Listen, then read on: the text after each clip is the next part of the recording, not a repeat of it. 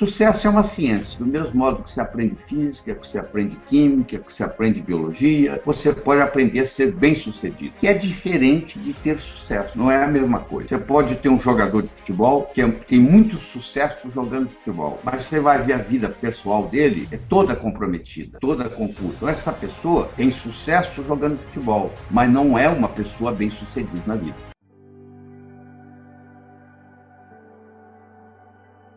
Para ser bem-sucedido na vida, você tem que trabalhar em várias áreas. Na área pessoal, na área profissional, na área financeira. Não é uma coisa só. Na área familiar, na área social, na área de amizade. Então existe todo um processo.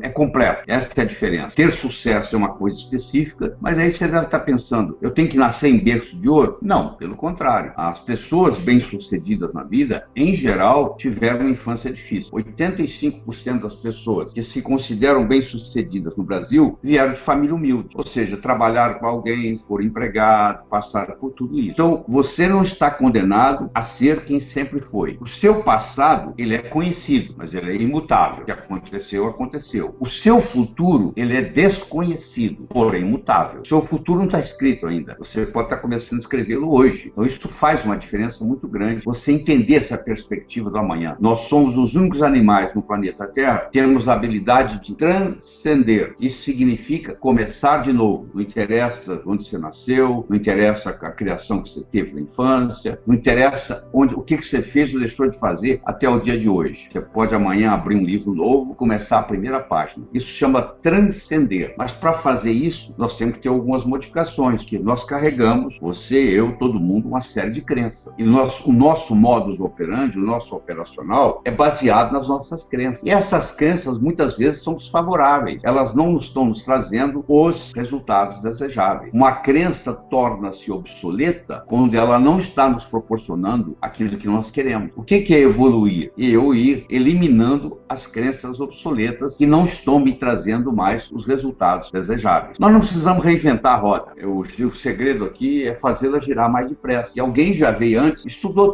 tudo isso. Napoleon Hill fez um estudo e pesquisou milionários, pessoas bem-sucedidas. Não só na parte de dinheiro, mas na parte de família, na parte de saúde, etc. E ele conseguiu identificar quais são os denominadores comuns que essas pessoas ditas bem-sucedidas têm. Ora, você quer ir para sucesso. Eu quero saber de onde você está saindo.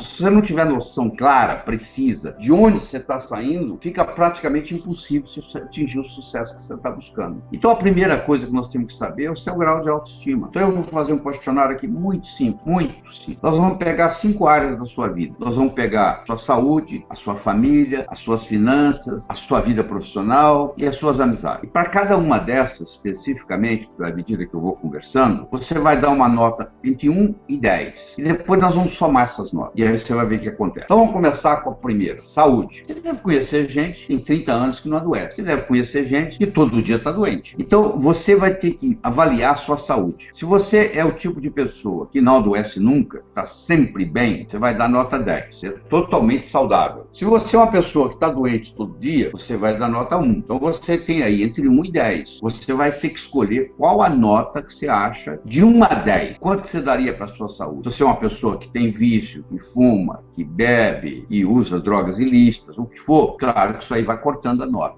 Você tem que perguntar ao seu inconsciente aí e determinar qual a nota que você tem para a sua saúde. Vamos para a sua família. Quando eu digo família, é o núcleo familiar. É os pais, os filhos, os irmãos, os cunhados. A sua família como núcleo, de 1 a 10. Que nota que você daria? Se é uma família ideal, perfeita, não tem nada para mudar, é 10. Então você primeiro deu a nota para a sua saúde. Você agora está dando a nota para a sua família. Agora vamos para as suas finanças. Como é que é a sua vida financeira? Como é que é a sua conta bancária? Você perdeu o emprego hoje. Se você parar de trabalhar hoje, você teve um acidente, você ficou doente. Quanto tempo vai durar o dinheiro? E você mantendo o mesmo estilo de vida. Isso tem um nome, isso é chamado abastança. Abastança é o número de dias que você vai poder manter o seu padrão de vida se você interromper os seus rendimentos. Você parar de ganhar dinheiro. Você já ganhou o suficiente para o dinheiro trabalhar para você. Porque o dinheiro é um excelente empregado, um péssimo patrão. Se você trabalha para o dinheiro, meus pêsames. Se você coloca o dinheiro para trabalhar para você, tudo certo. Que é isso que o dinheiro sabe fazer bem, trabalhar para você. Então, qual é a sua vida financeira? Você é o tipo de pessoa que pode ficar, não interessa o quanto que você viva, agora para frente, você vai ficar sem trabalhar e o que você tem, ou se acumulou, vai render o suficiente para manter o seu padrão de vida, nota 10. Se você está devendo, está gastando mais do que você está ganhando, ou até ganhando igual, você está pedalando igual a bicicleta que está pedalando, igual que você parar de pedalar, você cai, está ganhando e gastando, e não existe abastança, você vai dar uma nota perto de 1. Não sou eu que vou escolher essa nota, é você. Do mesmo jeito que escolheu uma para a saúde, escolheu uma para a família, agora você está escolhendo uma para a finança. Mas agora vamos para o seu trabalho, a sua vida profissional. Deixa eu fazer uma pergunta muito simples para você. Se você ganhasse amanhã $1 milhão na loteria, depois de amanhã, você ia continuar fazendo a mesma coisa profissionalmente que você faz, ou você ia mudar? Se você ganhando $1 milhão amanhã, depois de amanhã você estaria fazendo exatamente o mesmo, significa que você está em total congruência com a sua atividade profissional. Então aí você merece um 10. Tá? Agora, se você está contando os dias para a aposentadoria, isso significa que você não está satisfeito com o que você está fazendo. Aí você merece dar para sua nota 1 ou 2. Então, nós demos a nota para saúde, demos a nota para família, demos a nota para finança, demos a nota para trabalho. Eu tenho mais uma nota, que é amizades. Eu não estou falando de conhecido. Estou falando de amigo, com quem você pode contar, quem você sabe que vai te ajudar. Se você morresse hoje, quem é que viria no seu enterro amanhã? Uma boa pergunta para ver quem está perto de você, quem está cuidando.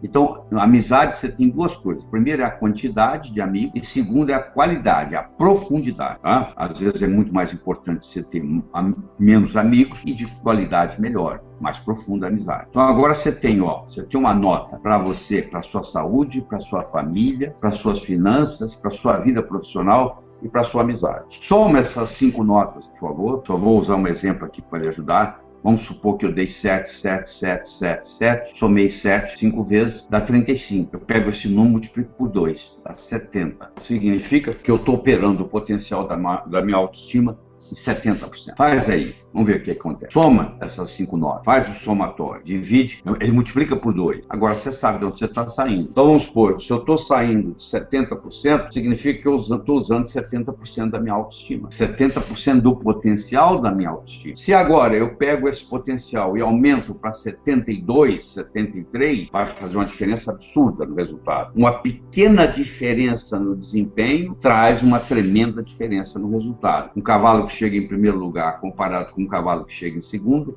a diferença é de nariz. Mas o primeiro vai ser lembrado para sempre e vai ganhar muito mais, porque ganhou o prêmio.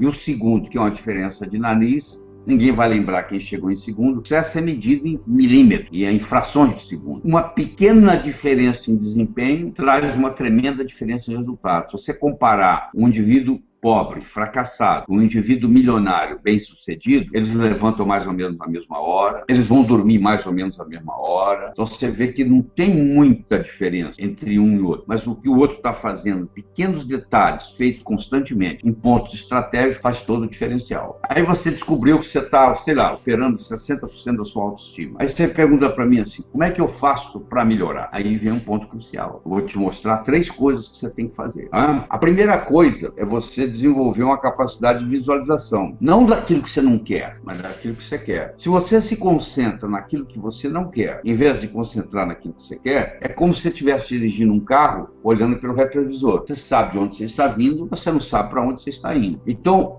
o Einstein dizia que a imaginação é mais importante do que o conhecimento. Todas as vezes que houver uma disputa entre conhecimento e imaginação ganha. Então você tem que aprender a imaginar a situação que você quer. Ela tem que existir primeiro no seu cérebro. Vou dar um exemplo. Você sonha em adquirir uma casa nova. Você tem que ver quantos cômodos ela vai ter, onde ela vai ser construída, que cor que vai ser a parede de fora, que cor que vai ser a parede de dentro, quantos quartos, quantos banheiros, que mobília que você vai colocar, que tapete. Você vai criando na sua mente essa casa nova. Quanto mais especificidade, mais característica, mais detalhe você colocar, mais fácil vai ficar criar. Porque tudo que existe no universo físico foi criado 2 vezes. Você quer ver? Vou pegar essa caneta aqui.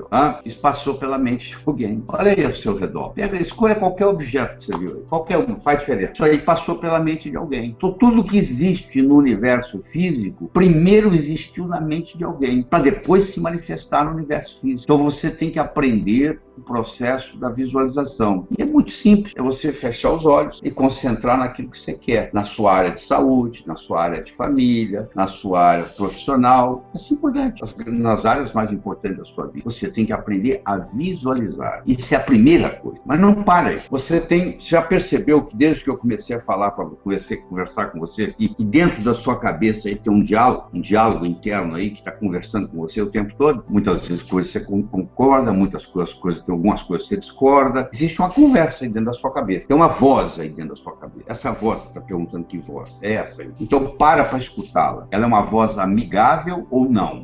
Você tem ela como amigo ou é uma pessoa que está te criticando? Pode ser a voz sua mesmo, pode ser a voz do seu pai, pode ser a voz da sua mãe, mas existe aí dentro um diálogo interno que faz uma diferença enorme na sua vida. Você nunca deixou de fazer nada porque o seu braço doeu, porque a sua cabeça doeu. Você deixou de fazer alguma coisa porque entre o seu ouvido direito e o seu ouvido esquerdo surgiu uma voz para o outro. Então o diálogo interno, que diálogo você tem? Então quando aparece um diálogo negativo, você tem que falar cancela, cancela, cancela. Deixa eu te falar mais uma coisa. O modo como você carrega o seu corpo. Qual é a sua postura? Vai para um shopping aí na sua cidade e fica observando as pessoas passarem. Vai ter gente que vai passar com o pescoço ereto, olhando para o horizonte, né?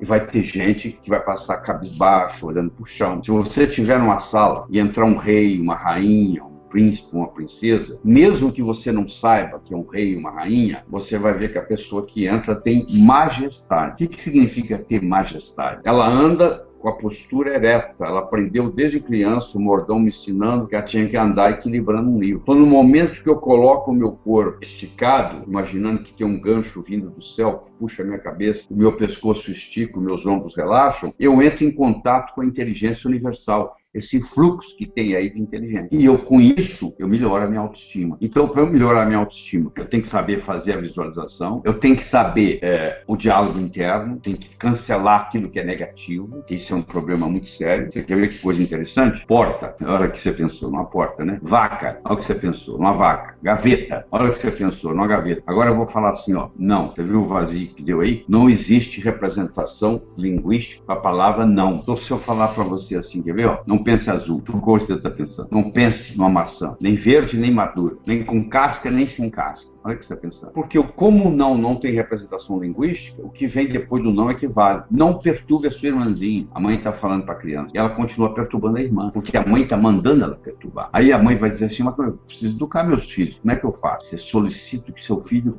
o que você quer dele, e não o que você não quer. O que você quer que a criança faça com a outra? Que trate ela bem. Então você fala assim, trate bem a sua irmãzinha. Você tem que expressar o que você quer e não o que você não quer. E isso funciona também o diálogo interno. Nós somos julgados na vida por 4 coisas. O que você faz, sua aparência, o que você diz, como você diz o que você diz. Você pode ir numa festa, você começa a conversar com alguém, você pode marcar no relógio, menos de 5, 10 minutos, um pergunta para o outro assim, o que você faz na vida? O modo como você responde faz toda a diferença. Eu posso ter 2 pedreiros colocando tijolo. Eu chego para o primeiro pedreiro e pergunto, o que você faz na vida? Ele diz, eu sou pedreiro. Eu coloco um tijolo em cima do outro. E você? Eu também sou pedreiro. Estou construindo o Maracanã, que é o maior estádio de futebol do mundo, e vai ficar aqui para a posteridade.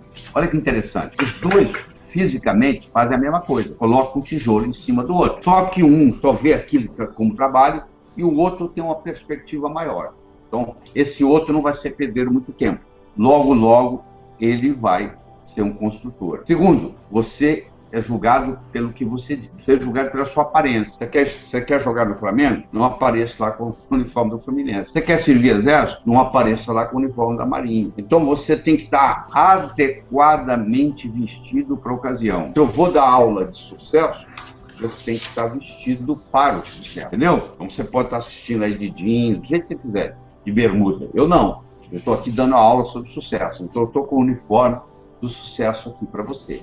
Então, a aparência é muito importante. Ser julgado pela sua aparência. Você é julgado pelo que você diz. Enquanto você não disse nada, ninguém sabe se você é inteligente ou deixa de ser. No momento que você falou e falou besteira, não tem jeito de voltar atrás. Uma flecha lançada, ela não retorna mais.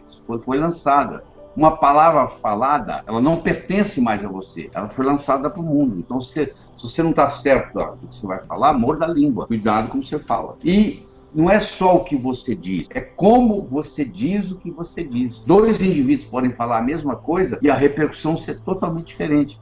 Tem uma frase que diz assim, ó, o cantor é mais importante do que a canção. Se você é fã do Roberto Carlos, ele tem uma canção que toca o seu coração, aquela mesma canção cantada por um cantor que você não gosta, não vai ter o mesmo impacto em você. Então você vê que não é só o que você está dizendo, é quem está dizendo o quê? Como que a pessoa diz o que ela diz? Isso faz a diferença. Pois é, você não faz um bolo só com farinha, nem só com manteiga, nem só com ovo. Claro que a manteiga é importante, o ovo é importante, é necessário, mas não é suficiente. O bolo do sucesso que nós estamos fazendo esta noite, ele tem 6 ingredientes. O primeiro ingrediente é a autoestima, o segundo é a comunicação, e agora vem metas, vem atitude, vem trabalho, e vem a ambição. Quando você coloca esses 6 ingredientes juntos, com paciência e persistência, que são as características do profissional e que o amador não tem. O amador quer tudo para ontem. Só que a natureza não funciona assim. O amanhecer só vem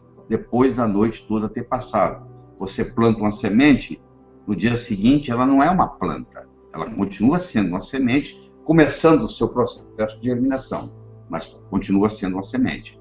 Então eu tenho que entender e no caminho certo, e tem que dar tempo para que isso ocorra. Porque muitas vezes a pessoa desiste antes da coisa acontecer. Por isso que a paciência e a persistência, Roma não foi construída em um dia, fundamental. Eu queria conversar com você agora sobre meta. Então, primeiro nós vamos aprender a transformar um sonho numa meta e depois nós vamos aprender a transformar uma meta em realidade. Como é que eu transformo um sonho numa meta? Eu transformo um sonho numa meta colocando uma data. Tudo aquilo que você colocou na categoria de algum dia não vai acontecer. Sabe aquele livro empoeirado que você tem na prateleira da sua casa? Você disse que algum dia você vai lê-lo? Tem 4 anos que você comprou, ele está lá. Porque não existe algum dia no calendário, certo? Te obedece. Você diz assim, tá bom, o dia que algum dia chegar a gente vai fazer isso. Mas não tem algum dia no calendário, nunca vai acontecer. Então, no momento que eu coloco uma data, faz toda a diferença. Você tem que aprender a pôr data nos seus sonhos. No momento que você coloca a data no sonho, ele deixa de ser sonho e passa a ser meta. E o universo começa a conspirar a seu favor. Mas aí você transformou o sonho na meta. Mas você precisa transformar a meta em realidade, que é outra história. Você não pode parar só na meta. Primeiro eu quero dizer para você que a importância da meta não é necessariamente atingi-la, mas colocar você em movimento. Porque, quem sabe, alguma coisa mais importante vai ocorrer nesse caminho. Você quer ver? Vou te provar. Pense nas 3 coisas mais importantes que ocorreram na sua vida até hoje. Desde que você se entende por gente, até hoje. O que aconteceu de mais importante? 3 eventos. Seu casamento, o nascimento do seu filho, sei lá, o que você achar. Sua promoção, você passar no vestibular, você se formar. Tem muita coisa importante na sua vida. Mas você vai perceber que pelo menos 2 dos 3 não foram planejados. Você não levantou um dia e disse assim, hoje eu vou conhecer uma pessoa por quem eu vou me apaixonar, por quem eu vou me casar. Não foi assim, foi? Você foi em algum lugar, se apaixonou, se casou. E esse trabalho que você tem aí? Você é empregado de uma empresa, você levantou um dia e disse, hoje eu vou me empregar nessa empresa. Não, você viu um anúncio, alguém te convidou, você foi fazer uma entrevista, levou o currículo, foi aprovado, você está contratado. Olha que interessante. Eu tenho que ter metas para me colocar em movimento, mas eu tenho que estar com a mente preparada para coisas melhores. Porque pode ser que outras oportunidades, mais importantes que aquela que você está focando, vão surgir na sua vida. Você tem que ter essa flexibilidade. E essa meta, ela não pode ser uma coisa só. Tem que haver diversificação. Não ponha todos os seus ovos numa mesma cesta. Alguém vem, carrega a cesta, você fica sem ovos. Então você tem como profissão mãe, que é a profissão mais nobre que tem no planeta Terra. Ser mãe. E você se dedica integralmente a ser mãe. Olha qual o risco que você está correndo de ser só mãe. Um dia, seus filhos vão crescer e vão embora. A gente cria filho para o mundo. Eles não ficam com a gente. Eles vão cuidar da vida deles. E aí o que você vai falar? Mas agora eu me sinto vazia. É a síndrome do empty nest, a síndrome do ninho vazio. É a mãe que dedicou a vida inteira só aos filhos. Os filhos cresceram, foram cuidar na vida deles e a mãe se sente sozinha. Então por isso você tem que ter uma diversidade. Você tem que ter uma meta financeira, você tem que ter uma meta profissional, você tem que ter uma meta social, você tem que ter uma meta familiar, você tem que ter uma meta de saúde. O que adianta eu ganhar muito e me infartar aos 40 anos? Não vale a pena, eu não vou levar nada para o túmulo, caixão não tem gaveta, mortalha não tem bolsa. O que adianta eu ganhar esse dinheiro todo e ir embora e não aproveitar? Então eu tenho que ter metas de lazer, eu tenho que diversificar minhas metas. Isso é muito importante você colocar isso. E essa meta tem que ser relembrada. Ela não é só no dia 31 de dezembro que você pensa nela e está tudo resolvido. Não, você tem que relembrá-la todo dia. Os orientais pegam um boneco chamado Daruma, não sei se você conhece, e pintam o olho do boneco. Pinta o olho direito do boneco. E aí fica faltando pintar o olho esquerdo. E coloca aquele em cima da mesa. Aquele boneco representa uma meta, comprar uma casa nova. Então, toda vez que ele olha para aquele boneco, mesmo que seja com a visão periférica, sem estar concentrado, aquilo é um lembrete. Ó, você falou que vai comprar uma casa nova. E aí, quando ele compra a casa nova, ele vai lá e pinta o outro olho do boneco. Se eu entrar numa casa de um oriental, você vai ver que existem vários darumas na sala, muitos com os dois olhos pintados e alguns com o olho só pintado. Porque a meta, ela tem que ser relembrada. Ela tem que ser sua. Por que você vai estudar medicina? Porque o papai gosta. Então fala para o seu pai fazer o vestibular. Você tem que fazer uma coisa sua. Já é difícil nadar contra a correnteza. Imagine com a pedra no pescoço. Se você está fazendo algo porque a sua vovó, ou seu papai, ou a sua mamãe quer, isso aí não funciona. A meta tem que ser sua, só sua. Tá? Você tem que satisfazer você. Você veio aqui para viver a sua vida. Você e seus pais são pessoas diferentes, com vidas separadas. Você e seus filhos são pessoas diferentes, com vidas separadas. Um dia eles vão embora. E você também tem que deixar os seus pais. Tem que deixar eles cuidar da vida deles. Aí você tem que apoiar, não é ajudar. Ajudar é fazer por eles. Cada um está aqui para viver a sua própria vida. Então você tem que tomar muito cuidado na qualidade de metas que você tem. Quais são as metas que você quer colocar lá. Certo? Eu queria discutir com você agora uma coisa chamada atitude. A atitude que você tem na vida faz uma diferença enorme no resultado final. E essa atitude depende do paradigma que você vive. Você imagina um peixe que nunca saiu da água. Ele não sabe que ele vive na água. Porque para ele saber que ele vive na água, ele tem que experimentar o que não é água, para saber que ele vive na água. Então, se você vive num paradigma e você nunca saiu dele, você não sabe que você vive num paradigma. Você pode estar limitado. Quando o paradigma era que a Terra era plana, era impossível você fazer uma viagem de volta ao mundo numa Terra plana. Quando o conceito mudou da Terra ser plana para a Terra ser redonda, agora você é capaz de fazer uma viagem de volta ao mundo numa Terra redonda. A mudança de paradigma multiplica as possibilidades. O que é impossível para você hoje é impossível no paradigma que você está operando. Porque no momento que você muda o paradigma, isso que é impossível torna-se possível. Fazer uma viagem de volta ao mundo na Terra plana era impossível. No momento que a Terra ficou redonda, tornou-se possível. Olha que interessante. O que é impossível hoje na sua vida é impossível baseando-se no paradigma que você vive.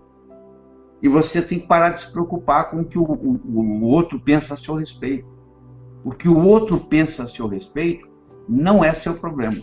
É problema do outro. Pode pensar o que quiser. Como você também pode pensar o que quiser. Se você tem que dar satisfação para todo mundo daquilo que você está fazendo, você não está vivendo a sua vida. Você está vivendo a vida dos outros. Então você tem uma atitude positiva, você tem uma atitude otimista, faz toda a diferença. Otimismo sozinho não resolve. Pessimismo atrapalha. Então, eu não estou dizendo que só ser otimista resolve.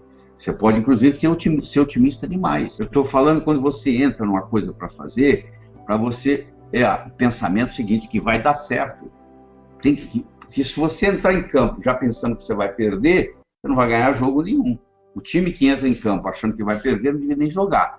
Um dia nem entrar em campo. Então, quando você começa um projeto, você tem que colocar toda a energia nesse projeto como se fosse dar certo. Que aí a chance de dar certo é muito grande.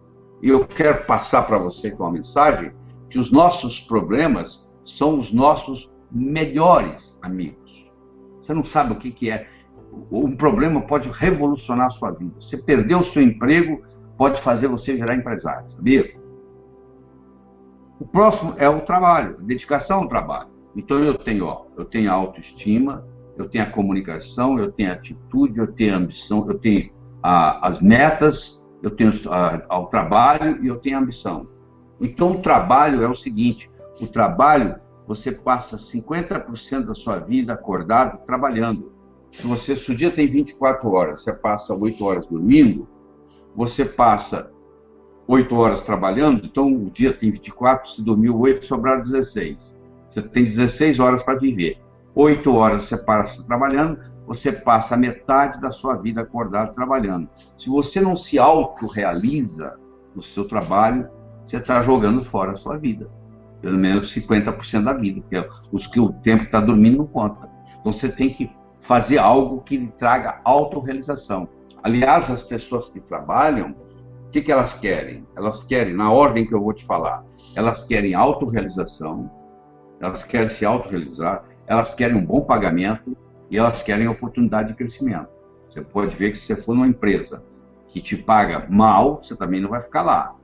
Mas que paga bem, mas você não te deixa você se autorrealizar, você se cansa. E se você está lá e não é promovido, e não é estimulado, se larga para procurar coisa melhor. Então, isso é muito importante. O ideal mesmo é você chegar um dia e trabalhar para você. Aliás, você sempre trabalha para você.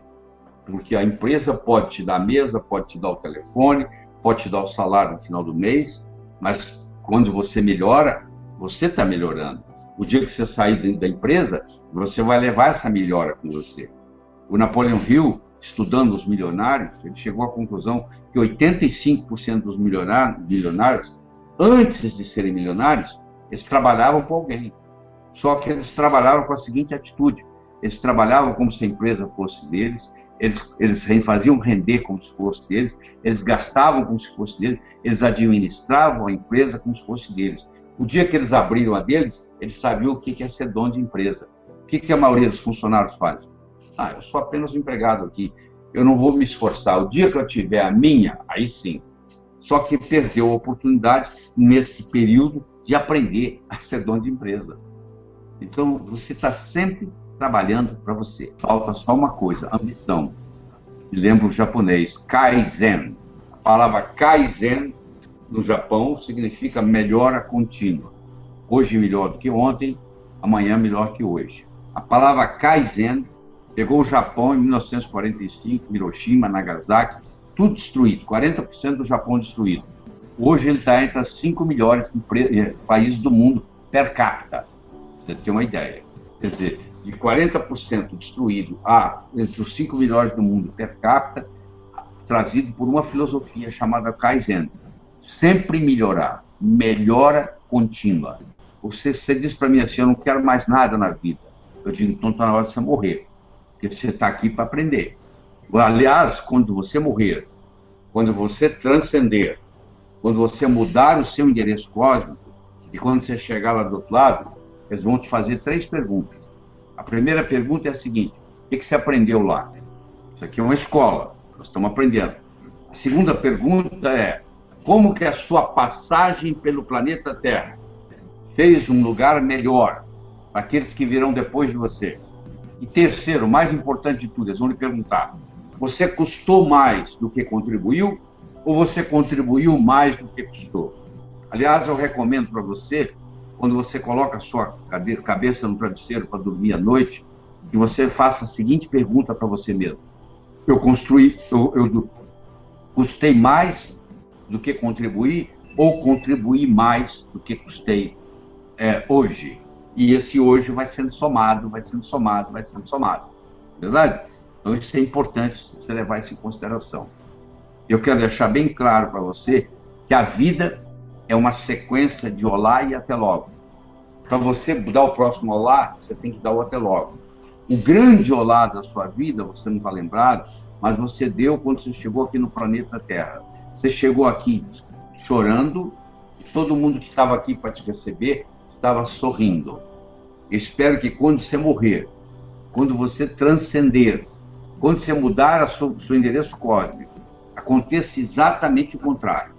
Você vai sorrindo, porque você cumpriu a sua missão aqui, e quem ficar aqui vai ficar chorando porque você está indo. E você tem que aprender a trabalhar com esses 6 ingredientes: a autoestima, a comunicação, metas, trabalho, atitude, ambição.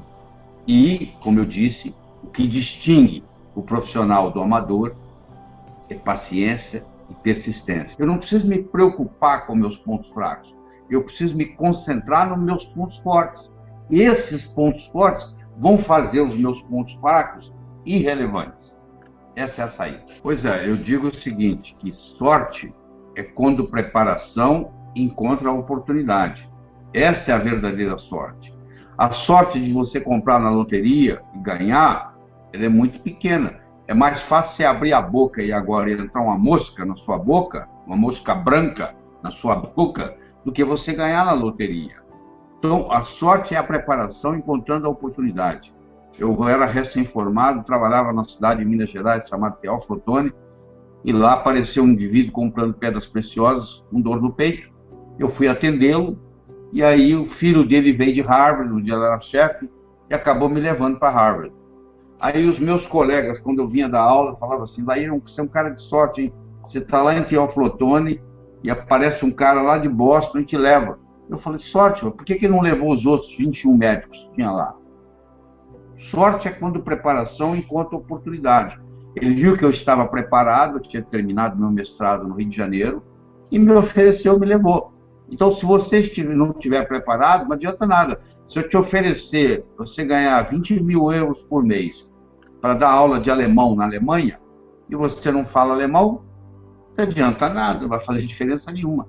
Então, quando você está preparado e a oportunidade aparece, e ela vai aparecer, porque eu disse para você no começo que ela aparece, ou você correndo atrás dela, ou ela batendo na sua porta na forma de um problema.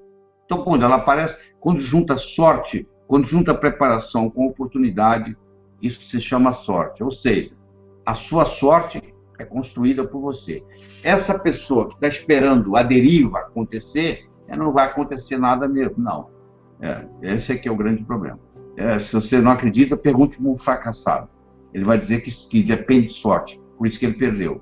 Tá?